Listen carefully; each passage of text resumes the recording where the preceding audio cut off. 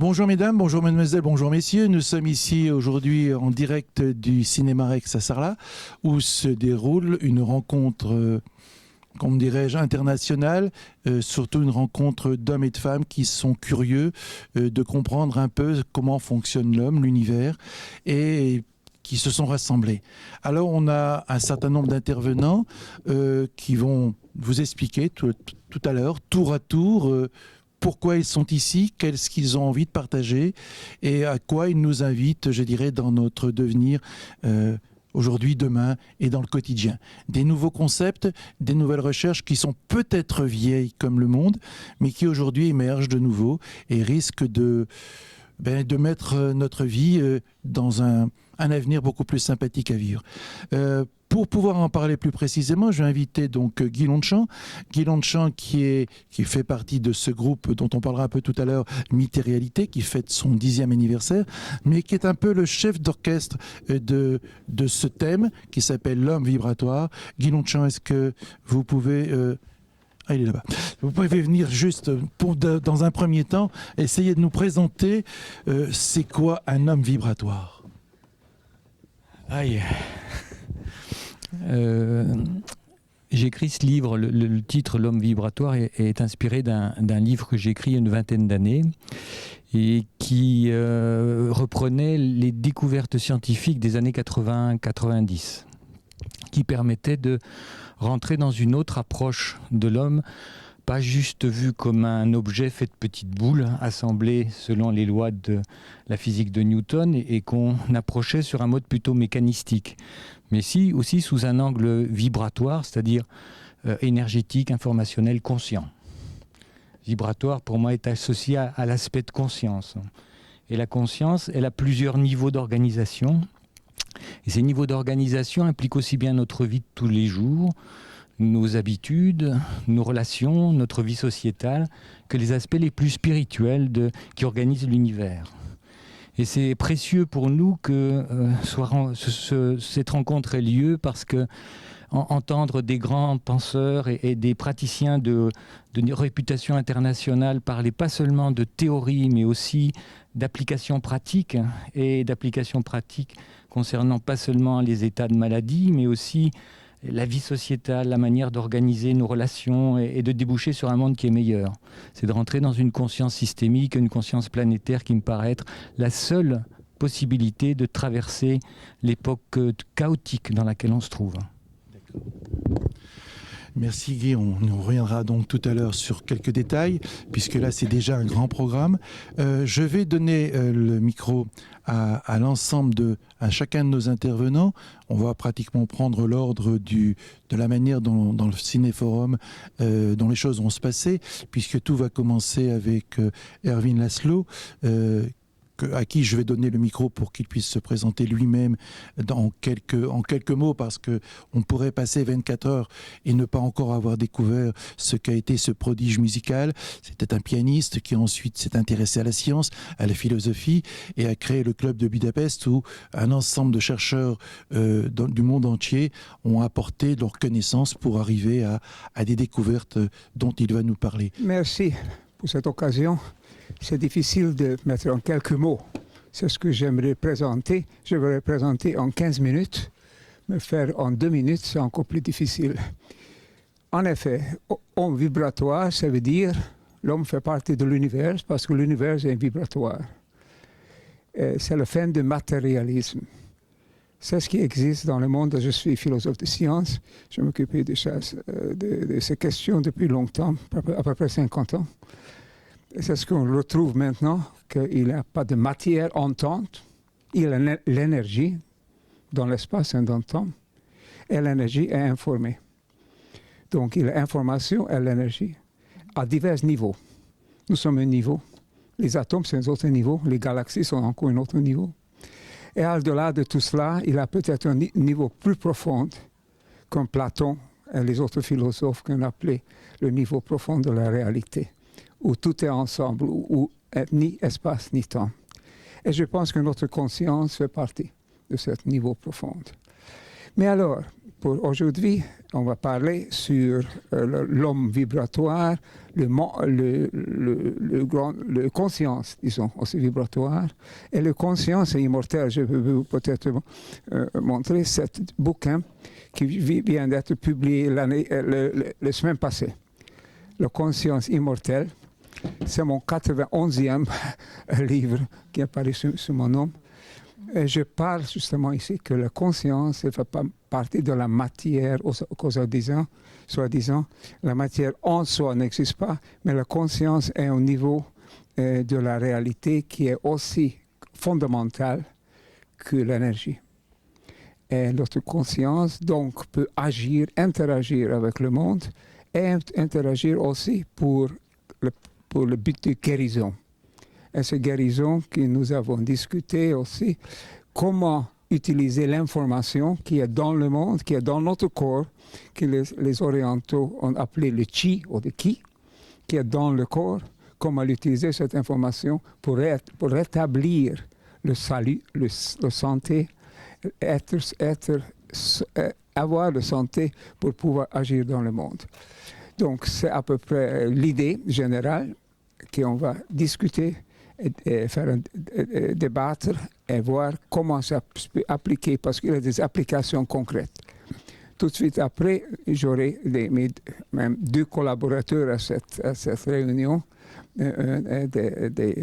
Madame Zabo et l'autre Maria Sagi, Madame Sagi.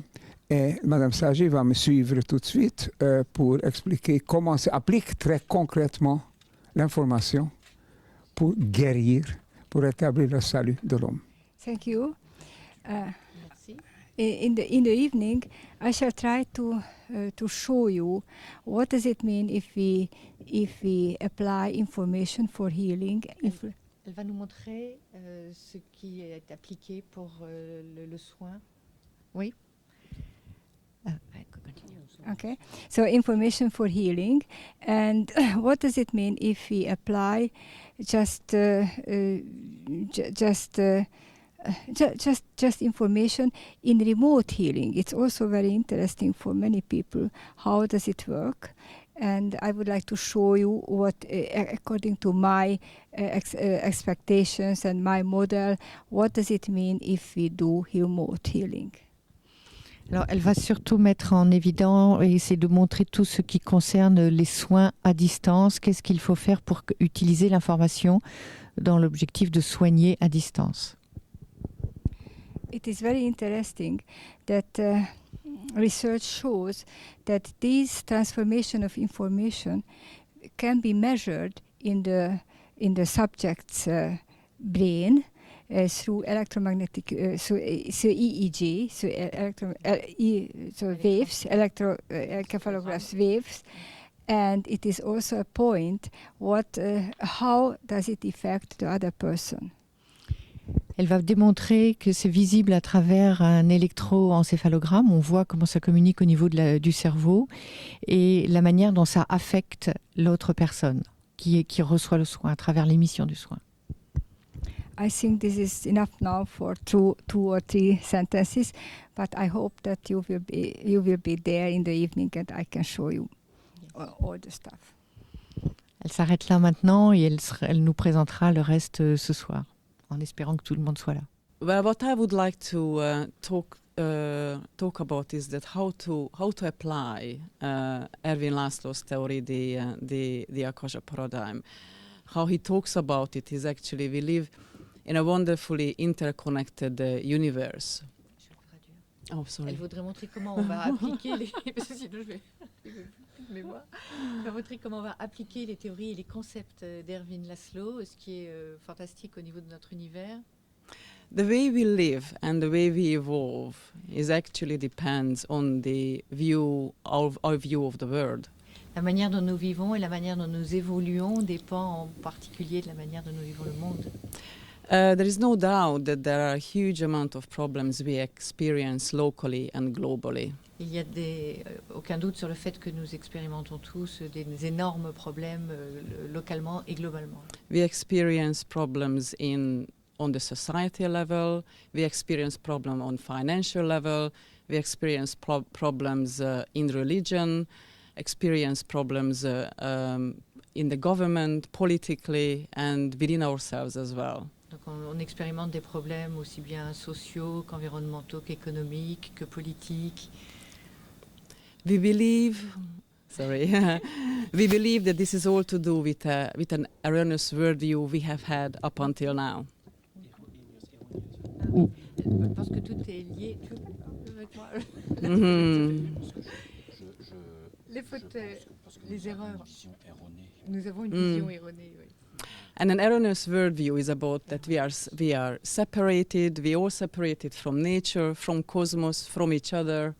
Nous sommes tous, c'est parce que nous avons une vision erronée, nous nous sentons tous séparés des autres, du cosmos, de la nature. We have a worldview that we are like Prometheus, that we can control and dominate everything around us. Oui, nous avons une vue comme Prométhée que nous pouvons absolument tout contrôler, tout ce qu'il y a autour de nous. And this worldview actually led us where we are now. Et cette vue du monde nous a conduits où nous en sommes maintenant. Erwin Laszlo presents the theory of everything, Erwin Laszlo a présenté la théorie du tout, which is not just an explanation of how things work in the universe and on this lovely planet, ce qui n'est pas seulement une explication de comment tout fonctionne dans l'univers et sur cette planète, but it provides humanity how to evolve consciously. mais ça fournit à l'humanité comment évoluer en conscience. And the root of this is our consciousness, human consciousness. Et les racines de notre conscience humaine, And this is what we can apply to direct our evolution in a more positive way. et c'est ce que nous pouvons appliquer pour orienter notre comportement évolution d'une manière plus positive. And how to achieve this? This is definitely a bidirectional action, which I mean that it starts from me, and of course it starts obviously at the same time that we work together. Et la manière dont ça peut se produire, c'est bidirectionnel. À la fois, ça part de nous et ça revient aussi de l'ensemble, vers nous. Mm. So first we need to understand that what is the Akasha paradigm that Erwin Laszlo presents to us. Il faut déjà comprendre le paradigme akashique que Erwin Laszlo nous a fourni. And how we turn theory into a working and functioning, evolving paradigm. Et comment nous tournons cette théorie dans un paradigme qui est opérationnel et opérationnel. Yeah, Et this is pratique. thank you. This is what I would like to discuss with you all. Thank you. Thank you. Elle veut discuter de cela avec nous tous. Merci. Alors, dans l'ordre qui suit, on se retrouve le samedi matin. Et le samedi matin, nous avons donc Corentin Korotkov qui va nous présenter sa vision et surtout le fruit de ses recherches. Okay, so I speak English. Unfortunately, my French is only bonjour, bonsoir. Okay, so we live in material world. Oui, dans un monde matériel. Voilà, je vais parler en français, je vais parler en anglais. Voilà, vous devez vous contenter avec ceci. And most of people living in Western world, they are non-believers. La plupart des gens habitant dans le monde occidental sont des non-croyants. Lately, we see very bad process when Western people living in France, in England, in Germany, they lose interest to spirituality. They lose interest to religion. Ce que nous constatons dans les pays tels que l'Angleterre, la France et l'Allemagne, c'est que les gens ils ont perdu l'intérêt dans la spiritualité et la religion. We travel in France and we see many churches empty. We see monasteries closed. We see many holy buildings staying like museums or just empty. Nous voyageons, nous traversons le pays et puis nous constatons les églises fermées, les cathédrales et les monastères transformés en autre chose. And I agree that it's one of the reasons why at the moment we have so many material problems in the world. Et on se pose la question, pourquoi nous avons autant de problèmes matériels dans le monde? So the goal, the aim of our research, of our work, to show people they are not just material beings. Et le but et la raison de notre travail, c'est de montrer aux gens qu'ils ne sont pas des êtres uniquement matériels. So that we live not in a simple, understandable world, but we live in a spiritual universe, that we are light beings generated by light from the God.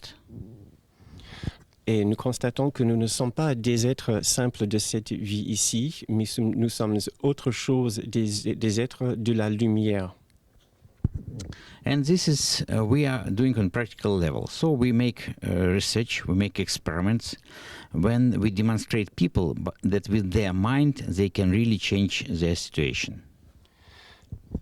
Et voilà, c'est le focus de notre travail, c'est de montrer aux gens qui sentent autre chose de par des expériences. We are measuring effects of healing, spiritual healing, distant healing, doesn't matter. We are measuring effect of mindset, both positive and negative.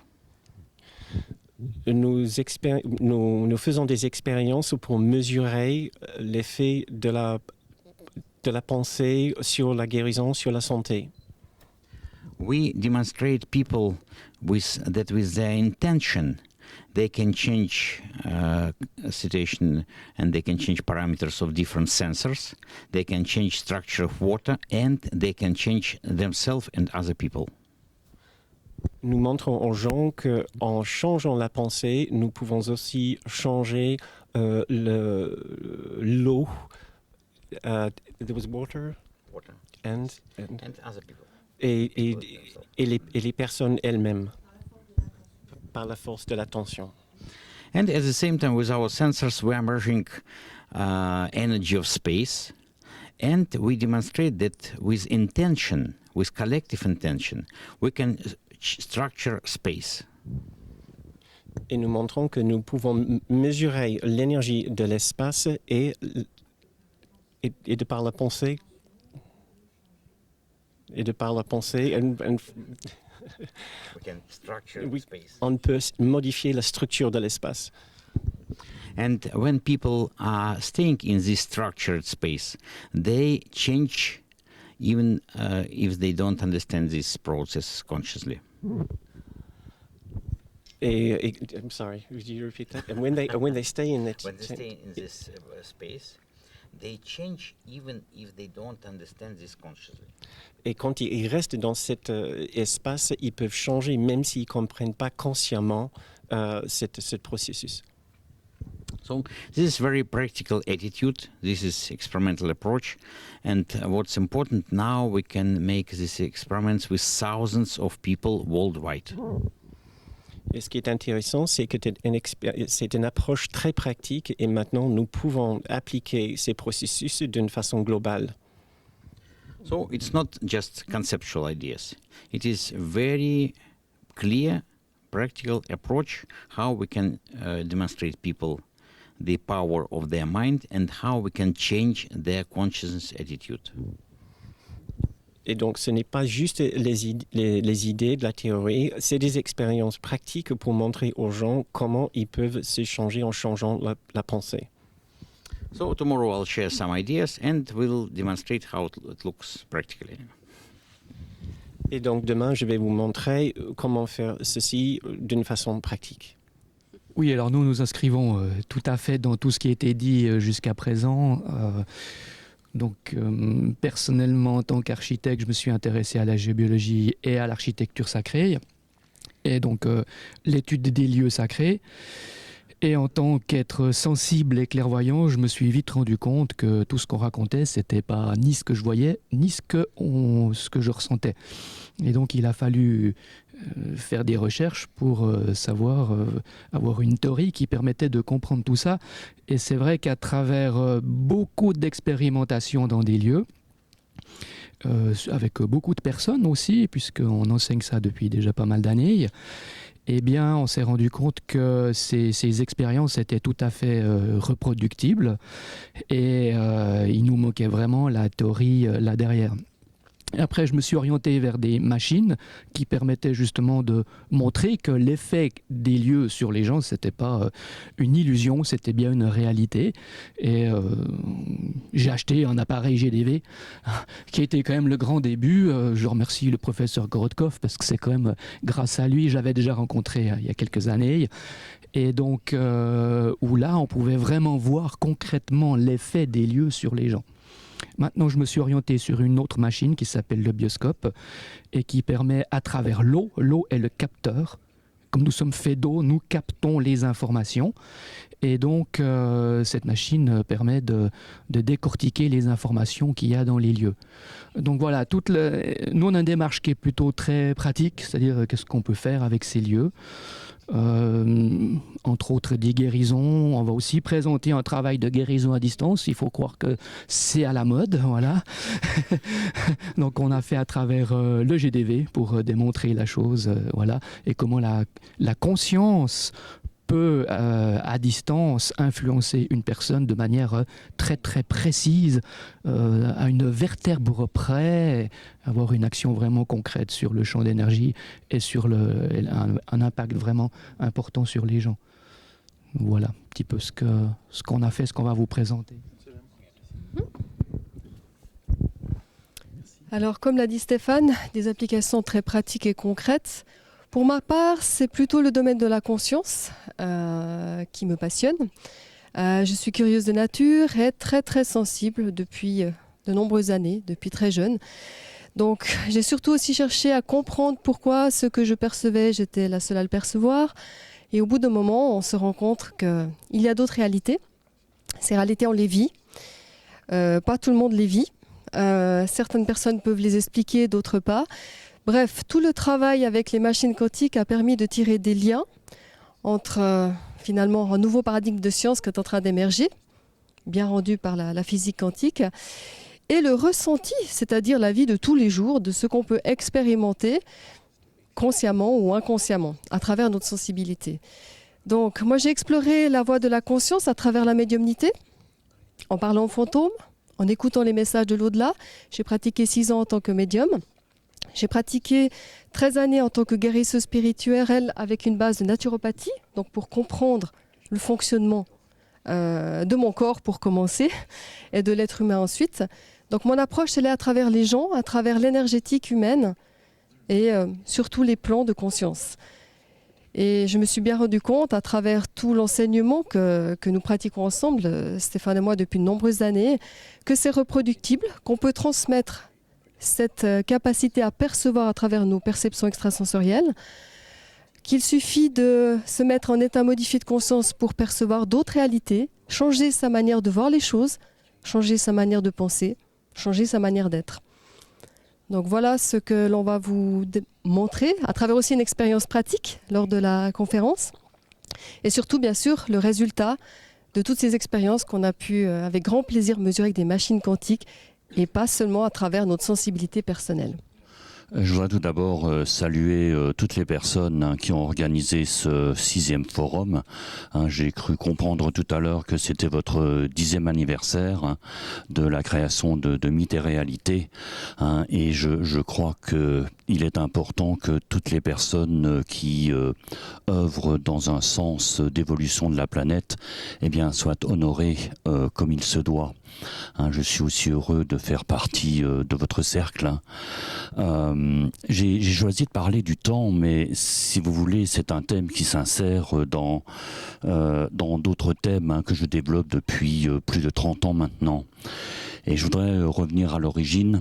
J'ai une bonne pensée pour mon ami et complice Guy Longchamp, que je connais depuis presque 30 ans maintenant, et donc qui a choisi ce thème de excusez-moi, je ne sais pas si c'est l'homme vibratoire ou l'être vibratoire.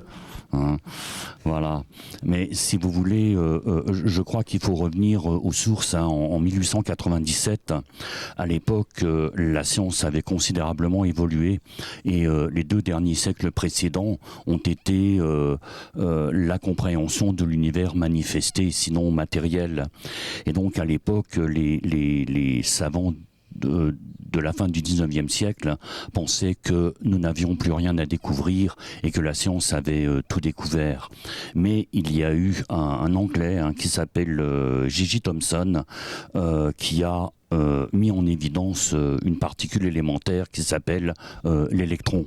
Et à partir de là, eh bien, a été une formidable aventure humaine qui évolue encore aujourd'hui et qui continue, qu'on appelle bien sûr un MQ, la mécanique quantique.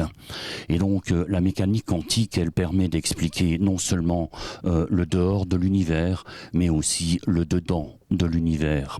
Alors bien sûr, il a fallu peut-être presque un siècle pour comprendre que ce que l'on appelle la mécanique quantique, eh bien, n'était pas seulement l'apanage des physiciens, mais était aussi l'apanage des êtres humains et de l'univers en tant que tel. Pourquoi ? Parce que à peu près dans les années de ma seconde vie, j'ai souvent dit, si un jour tous les phénomènes spirituels et les phénomènes paranormaux doivent être expliqués, ce ne seront ni les philosophes, ni les psychiatres, ni les gourous qui l'expliqueront, ce seront les physiciens. Parce que les physiciens savent que la matière est de l'énergie congelée, de l'énergie densifiée. Alors bien sûr, c'est un petit peu curieux de partir de la mécanique quantique et d'expliquer les phénomènes inhérents à l'au-delà de l'homme, à l'au-delà de l'être humain, et puis aussi au passé et au devenir de la planète. Mais tout ceci s'insère dans une rencontre d'un grand nombre de disciplines scientifiques pour former une seule chose, c'est comprendre que nous sommes tous engagés dans une aventure qui nous permet de voyager dans le dedans de l'univers et dans le dehors de l'univers. Il y a une chose qui m'avait surpris dans les années du début, c'est lorsque les personnes avaient des expériences non ordinaires de conscience, lorsqu'ils décrivaient ce qu'on pourrait appeler le monde astral de la tradition ou l'univers akashique de Laszlo, eh bien certains voyageurs décrivaient des paradoxes mathématiques, par exemple des univers riemanniens. Et donc je me suis dit, bon sang, ces gens-là n'ont aucune connaissance mathématique, comment se fait-il qu'ils décrivent des paradoxes qui font partie d'une culture mathématique relativement sophistiquée? Et donc je me suis souvent dit dans les années du début que nous touchions quelque chose qui était essentiel. Alors bien sûr, je voudrais parler de la nature du temps, parce que j'ai une thèse de 3e cycle sur les travaux de Minkowski, qui a été le professeur de mathématiques d'Einstein et qui est le père de la métrique spatio-temporelle. Alors c'est un petit peu long de rentrer dans tout ce que je voudrais développer, mais il a fallu passer par les anciennes cultures de l'humanité, par l'Égypte, par la Grèce, par l'Inde védique, par la mythologie, par le druidisme traditionnel, pour me rendre compte que tous ces gens-là, eh bien, ils essayaient d'exprimer une même vérité originelle, c'est que l'univers est un et nous faisons tous partie de cet univers, par-delà le temps et par-delà l'espace. J'ai été frappé au cours de mes longues années de pratique, parce que j'ai pris ma retraite il y a quelques mois, de la difficulté à changer, et en particulier dans le monde dans lequel je travaille. Je suis médecin et je suis d'abord un praticien. J'ai beaucoup fouillé dans toutes les directions, dans la physique, dans la biologie, dans la psychologie, dans les sciences orientales, pour essayer de trouver une synthèse et surtout une réponse de sens. Confronté à des problématiques de souffrance, c'était mon travail d'accompagner ces gens. C'est pourquoi c'est toujours là, pourquoi ça se répète, pourquoi la personne ne trouve pas de solution et pourquoi on peut prescrire quelque chose pour le restant de la vie. Et je trouvais ça extrêmement choquant. Et alors qu'on avait les outils pour comprendre et passer à une autre réalité il y a 30 ans, on s'aperçoit qu'il y a une sorte d'inertie, de difficulté profonde à intégrer des concepts qui sont à notre disposition depuis longtemps et qui ne trouvent pas d'application pratique. Il y a deux mondes, il y a celui de la philosophie et de la recherche, et on laisse ce monde de la conscience aux grands spécialistes de la conscience. Et puis, il y a l'absence de partage dans le quotidien de ces fruits dont on a absolument besoin pour traverser la période de difficulté profonde dans laquelle on est. Et moi, je me suis intéressé tout particulièrement à l'eau ces dernières années, parce qu'il me semble que c'est le passage obligé pour changer quelque chose à la fois notre santé globale, à nos fonctionnements collectifs, et en même temps à entretenir des liens beaucoup plus respectueux et spirituellement actifs avec la planète tout entière et tous ses règnes, pour y découvrir ou y redécouvrir en fait une sorte de solidarité profonde. Donc ce que je vais tâcher de partager avec vous le dimanche matin, c'est le fruit de la pratique. Je suis d'abord un expérienceur et j'ai été surpris de voir à quel point le corps pouvait répondre à toutes sortes de choses, y compris des formes géométriques, des symboles, et comment on pouvait tracer un lien entre la physiologie enseignée à l'université, la physique quantique et les spiritualités de toutes les époques, pour trouver un fil conducteur. Et ce fil conducteur, pour moi, il est inscrit dans l'eau. Il y a une échelle qui relie tout, elle est présente dans l'eau de notre quotidien.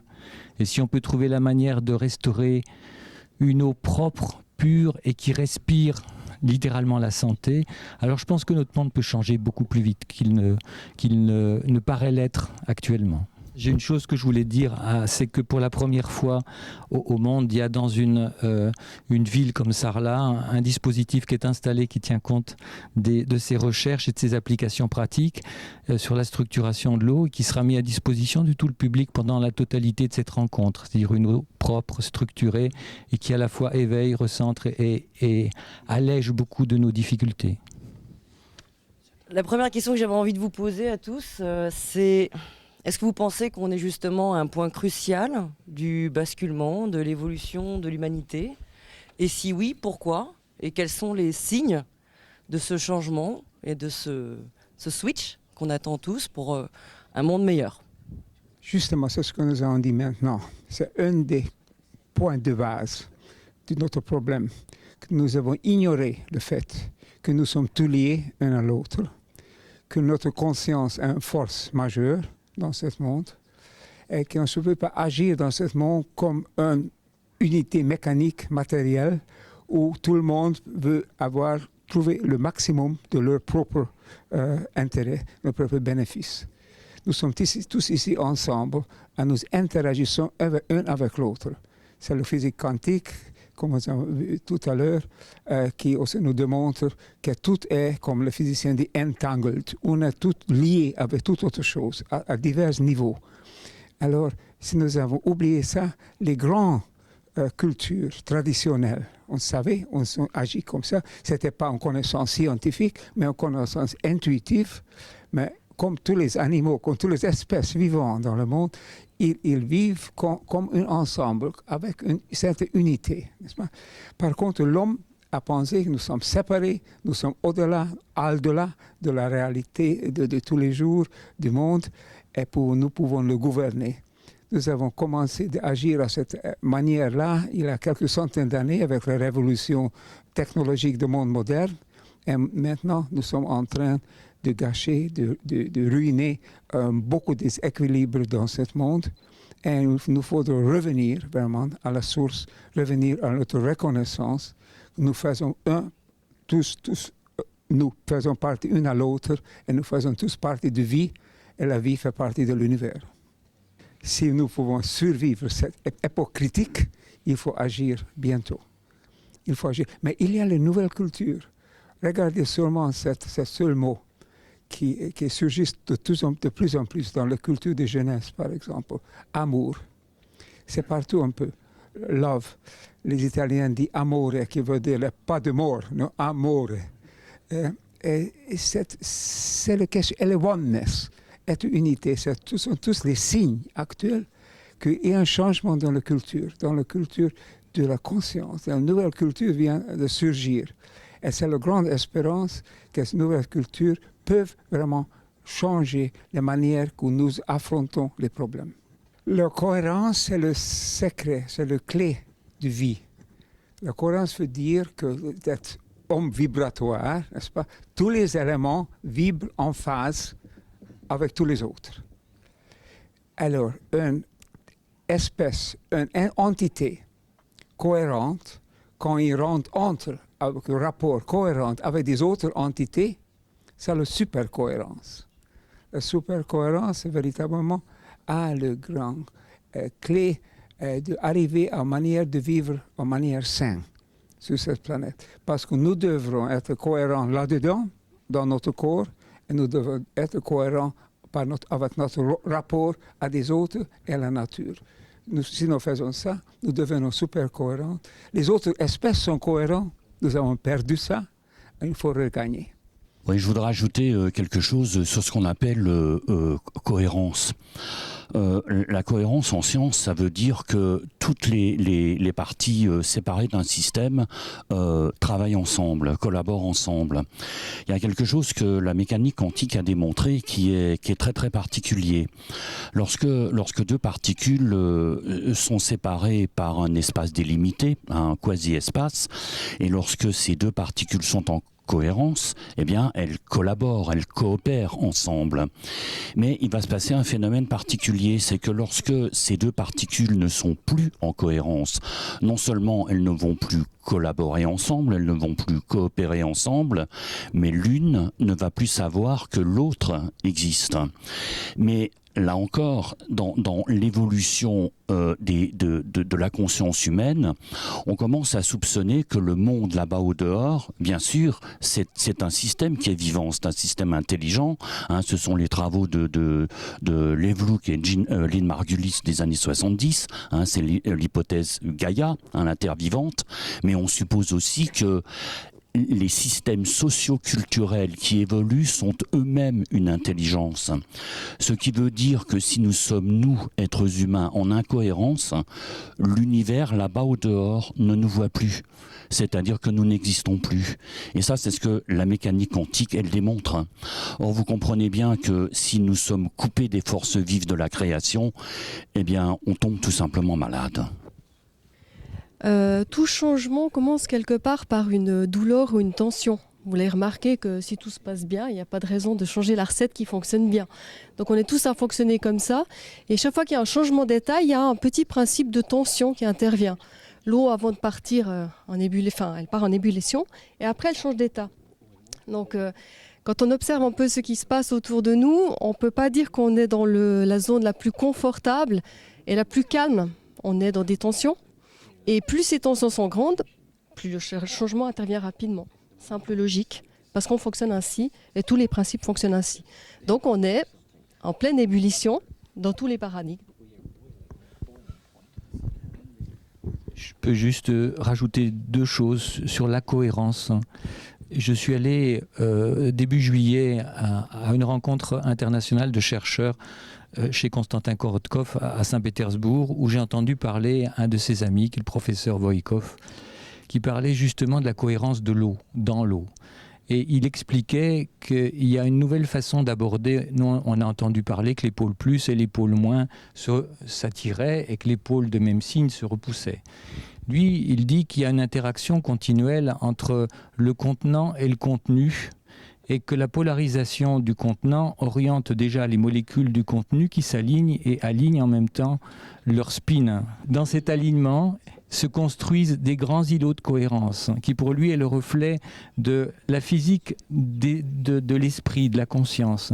Et que pour lui, quand des éléments de même signe s'assemblent et s'assemblent avec leur contenu, se construisent des grands pans de cohérence qui est le reflet de l'électrodynamique quantique. Qui se ressemble, s'assemble.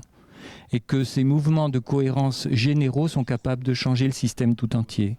L'eau, notre eau, l'eau du monde, et de produire en fait des effets en termes de syntonisation. Et on peut, à travers l'eau, imaginer que le monde peut changer sans beaucoup de violence.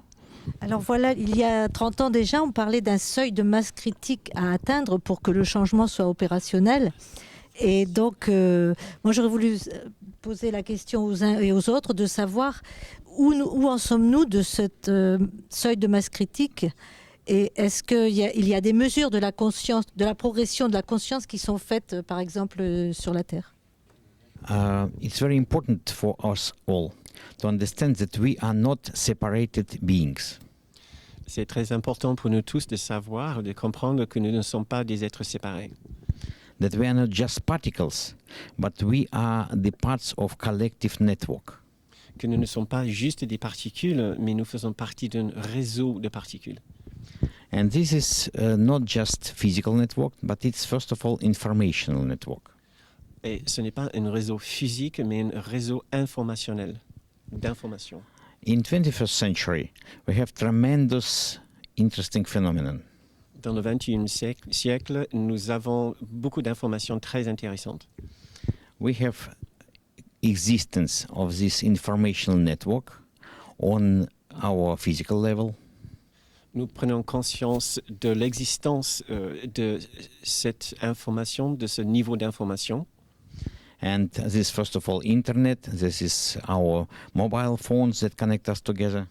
Et d'abord, c'est sur le plan de l'Internet et nos téléphones qui nous connectent entre nous.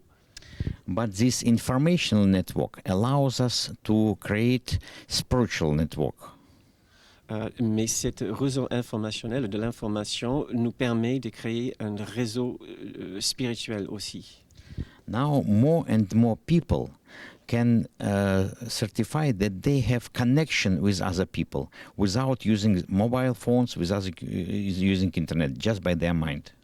Maintenant, de plus en plus de gens peuvent constater ils ressentent une liaison avec les autres, non pas par le téléphone, mais sur un autre niveau, le niveau de la pensée.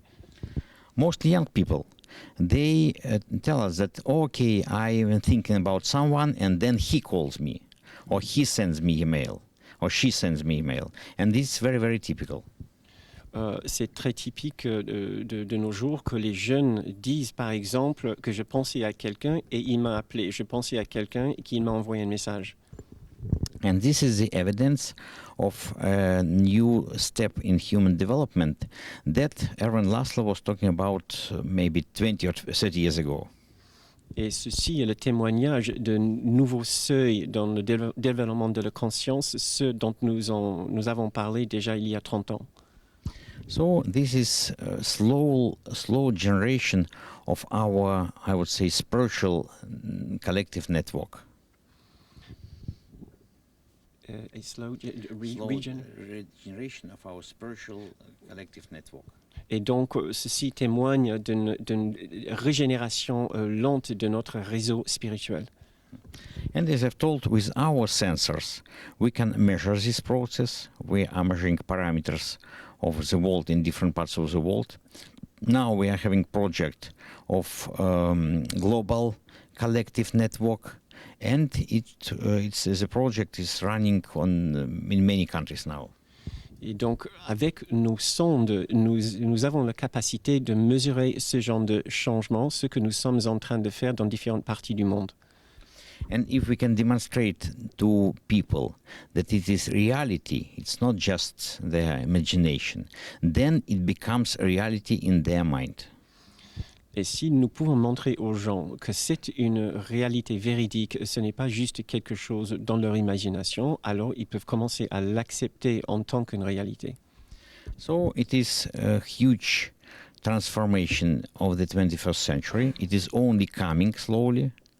And I'm sure this conference will be people who would understand this. But of course, it's tremendous fighting against this process. Donc nous pouvons voir que c'est une évolution véridique du XXIe siècle et ce genre de cinéforme témoigne de cette évolution, mais il y a une résistance énorme à ce genre d'évolution. So we understand that we are in very dangerous war, spiritual war, between positive powers that want to move forward to collective universal conscience and negative powers that want to stay back in medieval times. Et donc nous devons aussi constater en même temps que nous sommes dans une configuration de guerre en même temps avec des puissances négatives qui veulent nous ramener en arrière et aussi des puissances positives qui veulent nous faire avancer. And only if we combine our mental efforts, we can win slowly.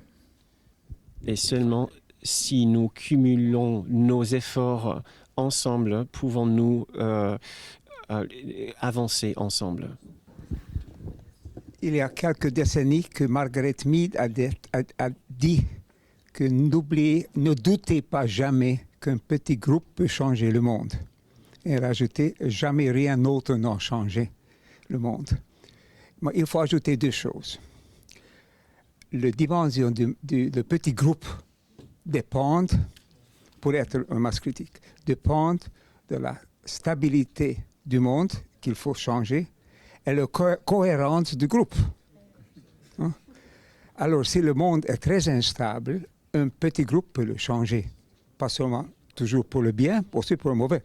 Hitler a changé pour le mauvais, Staline a changé pour le mauvais. Mais alors, le même temps, pour un petit groupe, pour pouvoir changer le monde, même un monde instable, il faut que ce groupe soit cohérent. Alors, ça doit agir ensemble, avec de l'intention, justement, et agir avec un but très précis. Et c'est le grand défi de notre monde. Notre monde devient de plus en plus instable, sans doute, mais est-ce qu'il y a des petits groupes qui commencent à agir, interagir avec ce monde avec une manière cohérente? Ça, c'est la grande demande de notre temps.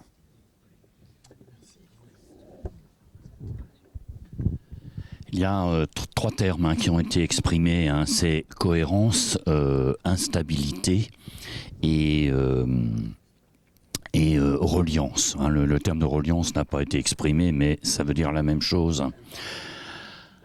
Si vous voulez, on commence à comprendre que le monde évolue d'une manière de plus en plus complexe. Alors ce qu'on appelle la complexité, ça ne veut pas dire que c'est quelque chose qui est plus difficile à comprendre. Ça veut dire qu'il y a plus d'informations dans une structure donnée. Par exemple, lorsque quelqu'un devient plus complexe, ça veut dire qu'il apprend plus de choses et qu'il est en mesure de rassembler en un tout cohérent la masse d'informations qu'il a acquises. Mais on suppose que le monde là-bas au dehors, c'est-à-dire l'écosystème extérieur, eh bien, devient plus complexe que la complexité de notre système de pensée. Et donc, vous vous rappelez certainement ce que Einstein a dit. Il a dit, on ne peut pas solutionner un problème avec des outils qui sont de complexité inférieure. Donc on revient toujours au point de départ. Si la structure de conscience que nous avons n'est pas au même niveau de complexité que les problématiques qui se situent là-bas au dehors, eh bien la masse critique, eh bien elle devient dangereuse, c'est-à-dire qu'il n'y a pas suffisamment de masse critique pour permettre une évolution réelle. Parce que c'est à partir du chaos que naît l'ordre. Yes. Well, I think pragmatically we can see that humanity has two choices. Either we les hommes, l'humanité a deux choix. Sorry, I always forget that you need to translate for me. So either we consciously evolve. Soit nous évoluons consciemment. Or great crisis will push us to evolve. Une grosse crise nous poussera à évoluer. And we have an amazing adaptability. Nous avons une adaptabilité. And this is consciousness, of course. Of course, we know that animals and vegetables, they all have consciousness, but a different kind than humanity. Les animaux, les hommes, les plantes. Les animaux et les plantes ont une bien sûr, mais différente de celle de l'humain. We have reflexive consciousness. Nous avons une conscience réflexive. Which means that we are aware that we are living beings. Ce qui veut dire que nous sommes conscients, nous savons de ce que nous sommes. And consciousness is informed energy. Et la conscience est dans une énergie formée. It goes where it is directed. Elle va là où elle est dirigée. So this is why it is important that we consciously change our view of the world. C'est pourquoi il est important que nous changions consciemment notre vision du monde. How we treat each other. Comment on se traite les uns les autres. How we treat our nature. Comment nous traitons notre nature. Our environment, which we need for our life. Dont nous avons besoin pour la vie.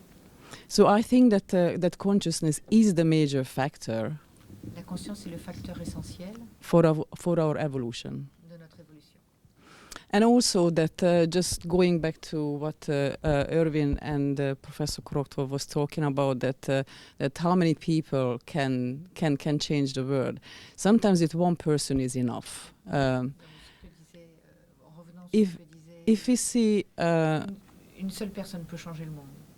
if you see the history of life, for example, Mahatma Gandhi, one person was able to change almost the whole country's thinking and way of living. Si l'on prend l'exemple du Mahatma Gandhi qui a changé le mode de pensée et de vie d'un seul pays, d'un ensemble d'un pays. But today we are global. We are not just one country. Mais maintenant, on est obligé de penser globalement. On n'est pas un seul pays. Of course, the more is the merrier. The more is the better, really. Oui, le plus et le meilleur. And I do think that we need to establish a new civilization. Oui, nous avons besoin d'établir une nouvelle civilisation. A holos civilization. Holos. Civilisation du holos. Which Holistique. holistic, yeah. Which is based on cooperation. Basé sur la coopération.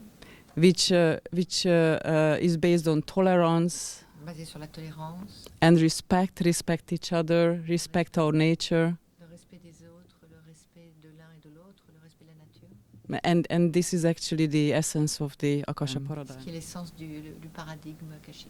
Une petite question simplement pour savoir si vous pensez, bon, on est dans un monde, une société de l'information. Comment Internet peut être un moteur de changement, en fait? Est-ce qu'Internet va avoir une part, en fait, comme un catalyseur de changement? Social network, ça veut dire réseau social, on dit? Les réseaux sociaux. Les réseaux sociaux. Une énorme possibilité de chance. Seulement, il faut ajouter, il faut introduire dans ces réseaux sociaux quelques idées clés, comme un nouvel paradigme, le rendre cohérent. Pour le moment, il a une multiplicité sans avoir des unités dedans. Tous les éléments de base sont présents, mais ne sont pas articulés de manière cohérente. Ça ne veut pas dire que tout le monde doit dire la même chose, mais nous devons ressentir dans une chose qui doit être la même. Et nous sommes tous partis une à l'autre. Si nous ressentons ça, nous trouvons le voie d'évoluer ensemble. À l'Internet, c'est un outil unique, important pour le faire. Oui, je voudrais revenir un petit peu sur le monde tel qu'il a été créé, c'est-à-dire avec toutes les formes de discipline telles que nous le percevons aujourd'hui. Qu'est-ce qui a créé les structures sociétales telles que nous les vivons aujourd'hui? C'est le cerveau gauche. Alors vous savez que le cerveau gauche, il est rationnel, il est pragmatique, il est linéaire et il fonctionne par segments. Et donc les théoriciens de l'écosystème des populations ont démontré qu'à travers les âges, eh bien les structures cérébrale, elle basculait du cerveau gauche vers le cerveau droit et alternativement. Alors vous savez que dans les années 70, il y a eu ce mouvement américain qui est le mouvement holistique. Et dans ce mouvement holistique, eh bien, sont nées des manières de penser cérébrales qui permettaient aux deux cerveaux de fonctionner ensemble. Mais vous comprenez que le cerveau gauche n'est pas en mesure de créer des outils comme Internet parce qu'il ne fonctionne pas comme ça. Lorsque vous dites ou lorsque quelqu'un dit « je ne comprends plus le monde », ça veut simplement dire que sa structure neuronale ne comprend plus le monde que l'hémisphère gauche du cerveau a créé. Ça veut dire qu'actuellement, il y a une modification de la structure neuronale. Mais moi, je suis fondamentalement d'accord avec l'évolution des structures de la conscience. Mais il y a à peu près une vingtaine d'années, on a commencé à se poser d'autres questions. Vous savez que nous sommes régis par des pulsions qui sont extraordinairement primitives et que nous sommes régis par une structure du cerveau qui s'appelle le réseau amygdalien. Et le réseau amygdalien, il a à peu près 300 millions d'années. C'est une structure que les dinosaures ont eue. Et donc, il fallait aussi passer par une restructuration fondamentale du système neuronal. Donc, ce qui est excessivement encourageant, c'est que si une partie de nos cellules cerveaux ont été capables de créer la logique Internet, ça veut aussi dire qu'on est en train de passer d'une visibilité cérébrale vers une autre visibilité cérébrale beaucoup plus complète. On voit bien que dans la fusion entre les deux cerveaux, il y a la ligne du milieu, et qui est une ligne presque impalpable sur laquelle se trouve une sorte de voie de fusion et de voie d'association, de complémentarité active et de diversification qui est vue plus comme une richesse que comme une source d'opposition et d'incompréhension. On a une synthèse à faire, elle se place et elle ne peut se placer que dans la zone médiane de notre anatomie qui représente à la fois notre lien avec la vie et notre identité spirituelle. Et que c'est par le biais en fait de développer un peu plus d'amour vis-à-vis de nous-mêmes déjà, de notre histoire, de nos anciens, et puis un peu plus d'amour vis-à-vis des autres et de la nature et de tous les êtres de la création, qu'on arrivera à changer quelque chose à ce monde. Je crois que c'est la voie royale pour un changement qui peut être que bénéfique pour tout le monde. Merci. Eh bien, écoutez, mesdames, mesdemoiselles, messieurs, nous étions au Cinéforum de Sarlat, l'homme vibratoire. On pourrait gager un peu, peut-être, sur l'idée que ce petit groupe qui peut changer le monde, eh bien, ce soir, c'est avec ces 700 personnes qui ont rejoint Sarlat et toute l'équipe ici présente, eh bien, qui allons participer avec joie, avec beaucoup d'amour, à participer à véritablement ce changement. Merci, on se retrouve dans peu de temps sur les ondes et surtout, toute la suite, vous la trouverez sur le site de Mythes et Réalité, www.mythesretrealité.com. Je ne sais plus si c'est .com, c'est ça ? Org, c'est un .org. www.mythesretrealité.com. Merci beaucoup, à très bientôt.